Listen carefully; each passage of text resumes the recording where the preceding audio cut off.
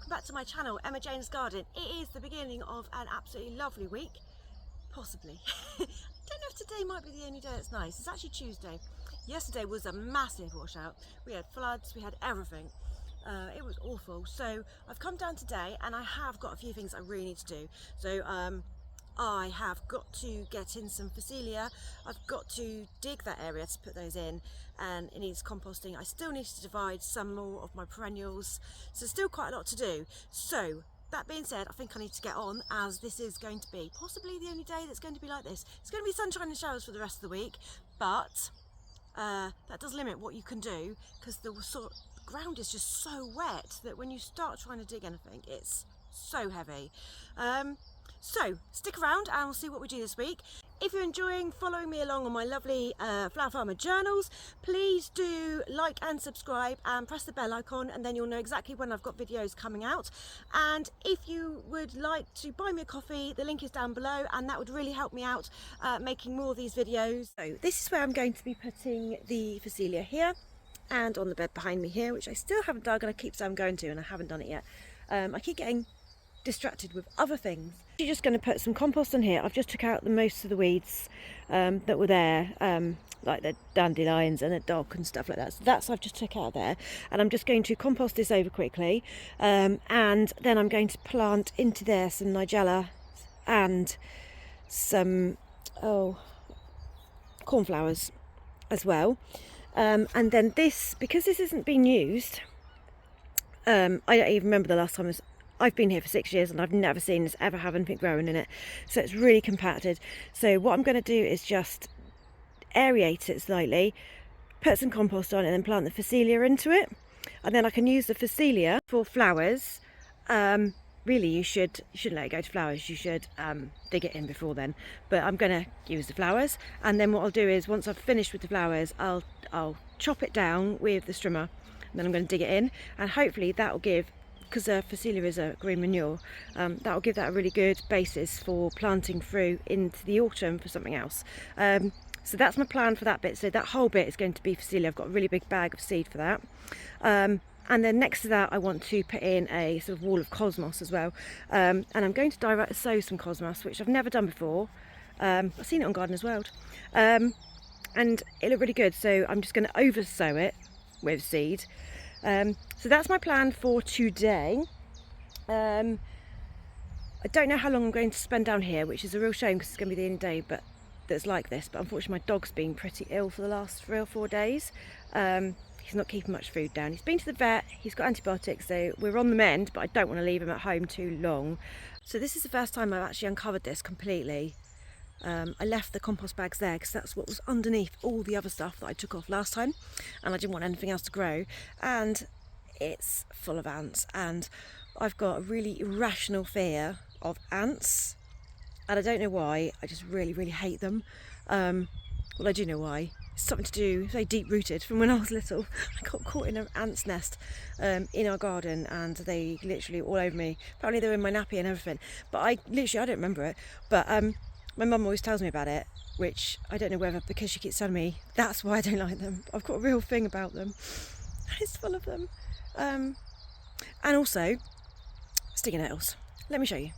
Okay, so there's stinging nettles here, which I knew they were here, but you can see the roots. So basically any root that is either yellow or white is a bad root. This is the ants. Oh, I don't even know if you can see them. Oh gosh, look at them. I don't even want to go too far because their little nest goes right under there. You should have seen when I moved it, there was so many here. They've obviously lived under here for a while. Although this looks fairly new. I think they've only just come, because I don't remember them being here before. But also, this little dudes, look at these. These are slug and snail eggs, so they can be disposed of. I'm sure the robin will come down and help me in a minute anyway. Only a robin that follows me around, and I haven't seen him today, but he's normally out and about, and there's only me and a couple of people here today, so there's plenty of robins. I don't want to climb up my legs. See what I mean? This is ridiculous. I'm a grown woman, I shouldn't be scared of ants. Now I feel like they're crawling all over me. Right, I'm going to dig and hopefully they'll shoo off under the other bit of plastic, and then I won't have to deal with them until I move that bit. So the ants seem to be as scared of me as I am of them, and they've got, thank God, and the soil underneath, I thought this was going to be so compacted, it was going to be a nightmare. Turns out it's really lovely. So this was never a walkway, has never been. I've had this for 3 years and I've never walked on it, because there used to be a fruit cage here up until last year, and this was the back of the fruit cage, and all they'd done was put plastic over it and covered it in wood chippings, and I suppose just to stop any weeds growing, and then what happened was weeds seed into wood chipping, which is why I don't like to put wood chipping over plastic, because it just it causes a mulch that things can weed into, which is what had happened. So when I rolled back the weed matting that was here, that's when I found the plastic bags underneath, and the chip, and so actually I don't think this has ever been walked on. So although it looked like it was going to be really compacted, it wasn't. So let me show you. So it's really, so the ants have nearly all gone. I'm okay now. So the soil's really lovely. It's kind of, I mean, it's damp, but it's more crumbly, look at that, than the other soil that I showed you the other day, which I've been using for a couple of years. So this is really crumbly, really lovely soil. It's got the odd roots in it that needs to be got rid of, and I thought I'd show you the stinger nettle roots. Just want to make sure I'm not standing in the ants. No, they're moving. These are the stinger nettles. So what you need to do with stinger nettles is you need to take everything out. So I've had to follow this. So this, you see how long these roots are, look. They're like all the way. And this is the main bit here. So I've just teased these ones out, these here, I've teased them all out. And what you want to do is particularly trying not to break them. So if you tease them, you'll feel them sort of give, and then you can just sort of pull them out. I know that there's always going to be some stinger nettles here, and I don't actually mind because they bring in nice insects. But there you go. So that's quite a big bit there. Pull. Oh no, that was my fence. No, I just broke my fence even more than it already was. One-handed is really difficult. Okay, let's go under the fence, like this. Come on, over you go. And then we can follow it along to here. There's a big bit, which I'm going to need 2 hands for. But yeah, this is, you've just got to make sure, these lovely yellow roots, these are stinger nettles. Get rid of them. So what I'm going to do is, I'm actually contemplating putting something else in there now, because the soil looks really nice, but it's not had anything in it other than the stinger nettle roots for years. So what I am going to do is I'm still going to put the Phacelia in, but I'm going to make some. I've got quite a big packet of cornflowers, and I got a really big packet of Phacelia. Now this is more, I don't even need all of this to plant in that area. This is way more than I need, but I'm going to plant it quite thickly. But I'm also going to mix some of the cornflower in with it, because it's going to be like a little bee. Obviously I want to use the flowers, so it's going to be somewhere it's going to attract all the bees and the insects, and hopefully all the insects will come, and it's not far from the pond either. So the pond is possibly moving this year, so I'm going to move it up into that corner. So I think this will be a really good place to have loads of insect-friendly flowers. So I'm going to mix into this some of the cosmos as well. So it's going to be a mix of the Phacelia mainly, some cornflower and a little bit of cosmos. And it's going to be a little bit of a mix, and I'm going to see what does well in that soil. Because so all I'm going to do is mix them up in a bag like this, and then hand sow them over that area. Then I'll just give it a rake. I'm not going to bother putting any compost on it, because the Phacelia is a green manure anyway, and once this is done, I'm gonna like I say, I'm gonna strim it and dig it in anyway, which will probably be towards the end of the year anyhow, so I'm not going to bother. Okay, so I have raked the soil ready. It's not overly fine, just making sure that I'm getting any of the bigger plants out. The soil's really lovely. And then we're just going to put the seeds in.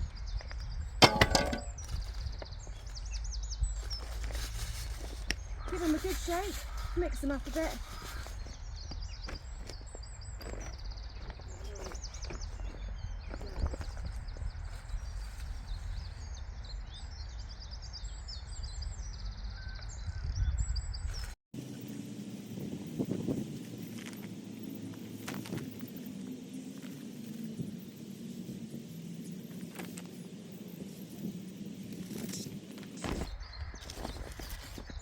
So that's all the seeds done.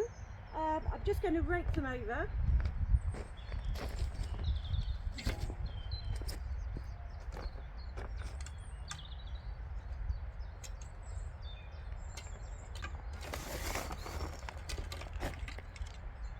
And that should all be done. I'm not going to bother watering them in because it is going to rain again tomorrow.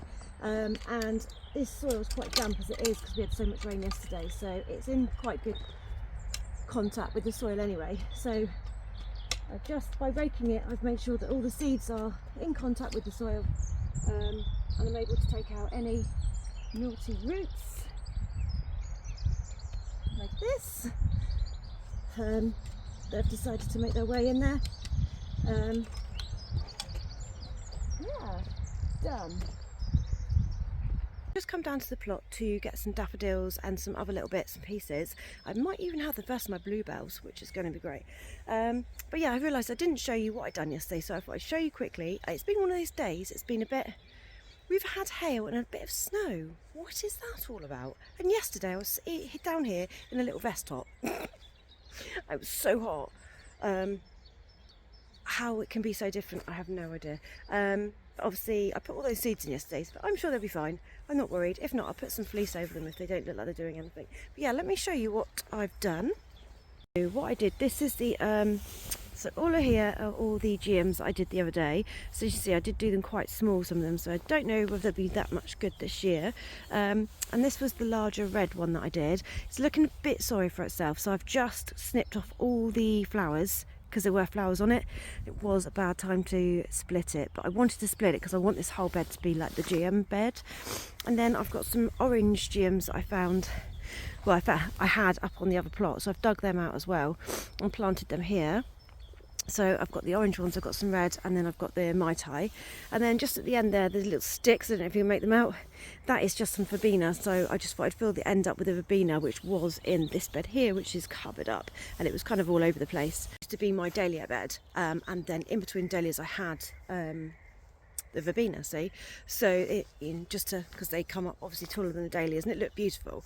It was really lovely, but I'm trying to streamline everything I'm doing, so I don't want to have too much of a mix when it comes to the cut flowers. I want to be able to say, well, I need 10 of those, I need 20 of those, and be able to go there, cut them and go, and not have to wander around the plot, which is what I normally do, because I've got things all over the place. I'm like, oh, there's some over there, some over there, some over there, and I'm trying to streamline this year, so fingers crossed that goes well. And then on this bed here, I've put in my astrantia.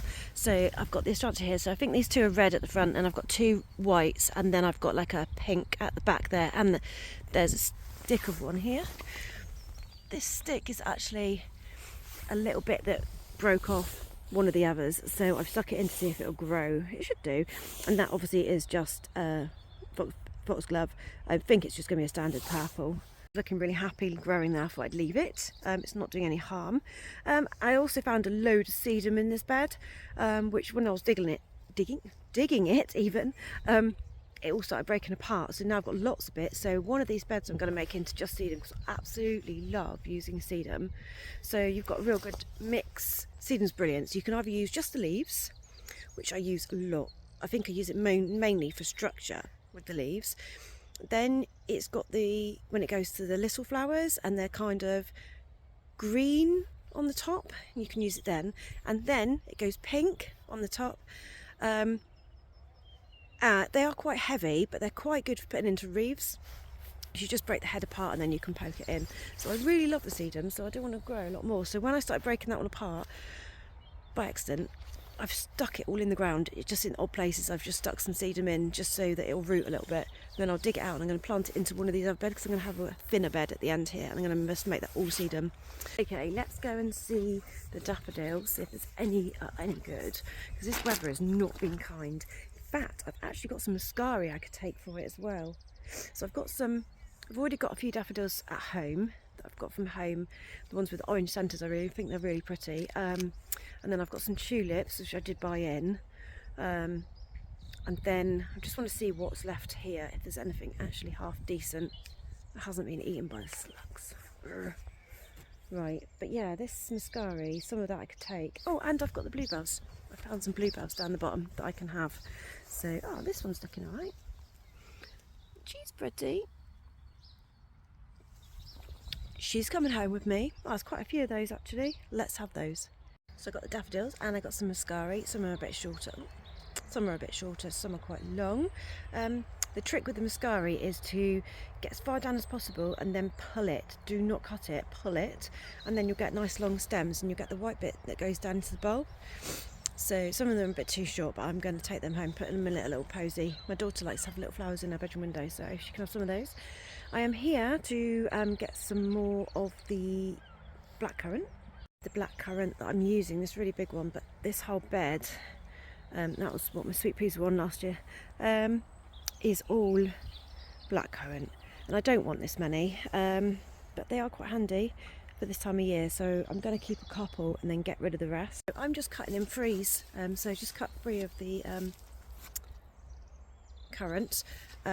I've got a few more of those, 3 of those, and then I've got 3 of a different type. So at the moment I'm kind of just cutting in threes, and then I need some griselinia, and I might see if I've got any eucalyptus that's worth using, because I quite like it because it trails. But like I say, it's not a massive bouquet that I'm doing tomorrow. So that's all the flowers picked. So I've got some really pretty bluebells. This is the Spanish bluebells, which are from a corner of the plot that doesn't get much. It's got really shady, and so they grow really well there. And then I got some eucalyptus. Some of it's a bit ropey, so I'll have to pick through it. But I'm going to go and pick some griselinia as well at home. But I need to do that sooner rather than later because there's a weather warning out for tomorrow. So I want to get it so it's all dry, because the last thing I need to do is be making this when it's wet. Been there, done that, not fun. Right, I will see you tomorrow in the garage. So it is a bit of a windy old day today, and we've had some snow. Not a lot for us, but I know people further up have had a lot more than we have. But I've still got some beautiful flowers, which I've just done. So I didn't record this because this is kind of similar to what I did last week. So this is a lovely little jar posy that I'm sending out. This is going to go out in a minute with delivery. So again, I've put my branding on. Always put your branding on. The care card is going to go in the card, which is going with the flowers. But doesn't that look really cheerful and pretty? So we've got these really lovely daffodils. They're so pretty. They are a little bit more out than I would have liked, but they only, so you can see this one here, they were like this last night, so they've only just gone over. Then I've got these ones that we picked yesterday. They are so lovely. I've just got 3 of those in there. And then I've got the bluebells, look, these gorgeous bluebells, and I've put them in. And then we've got the tulips, which I did buy in, and I've put the tulips in low because obviously tulips carry on growing, so they'll poke up. And then I've got just a couple of the little Mascaria here, and there's only a couple in there, but just a little bit of detail. But yeah, I think that looks really pretty. Oh, and I've also got, obviously we've got the currant here, and then we've also got some cherry blossom as well. So the cherry blossom is all like this. So it's ready to burst, and I brought one in the house the other day to see what would happen, and this is what happens after a couple of days of being in the house. And this has been in the house now for, actually it was from last week's bouquet, so it's been over a week in the house and it's still firm, so they're not falling or anything, so it's really pretty. So those will come out like this. But obviously if you put that in, it's not going to last more than a couple of days, but as they open slowly, it's really pretty in a vase. So cherry blossom, it's really pretty. So it is Good Friday, and I've had a lovely flurry of orders, which has been lovely. So this is one of the bouquets that's going out today. How pretty is that? so lovely. And I've got some daffodils in there that are still ready to burst. So all my bunches this week are going to look very similar to this. So I didn't do another video on how I make them because it's very similar. But if you're interested in how I wrap my bouquets, I did do a video earlier this week, so go and check that out on how to wrap bouquets. We have got some of the most gorgeous blue stuff today, which we haven't seen for a while. Well, I did Monday. So I think as it's Good Friday, I've got my daughter home. We're going to go and do some gardening in the bottom garden, which used to be my cutting garden, and sort that out a little bit because it's a bit of a mess. But first things first, I need to go and deliver this. And that is it for this week. I hope you have an amazing Easter weekend, and you eat lots of chocolate and have lots of flowers, because that's what I'm doing. I'm going to go and see my mum and dad, which is going to be lovely. My son's gone on a snowboarding trip with school, so he's away for the week. So it's just me and my daughter, which is going to be lovely. So yeah, we've got a week of doing stuff together. But that's what I'm going to do. I hope you have a lovely weekend. So you know, I said I was done for Easter. I'm not. So I'm here and I'm still picking flowers. I think it is actually about 6 o'clock. But I've just had a phone call from a customer, a client of mine who regularly has flowers off me. And he rang me and said, any chance of some flowers for tomorrow morning? I was like, are you kidding me? Are you actually kidding me? Yes, I can do some flowers. So I'm on a bit of a scrounge. So I've managed to get these, look at this beautiful daffodil, and it smells absolutely amazing. Now I know that this client, the person that's getting it, absolutely loves scented flowers. So I really needed to get a couple of really scented narcissi in there. So I haven't got very many. I've got another one here because they're only just starting, these ones.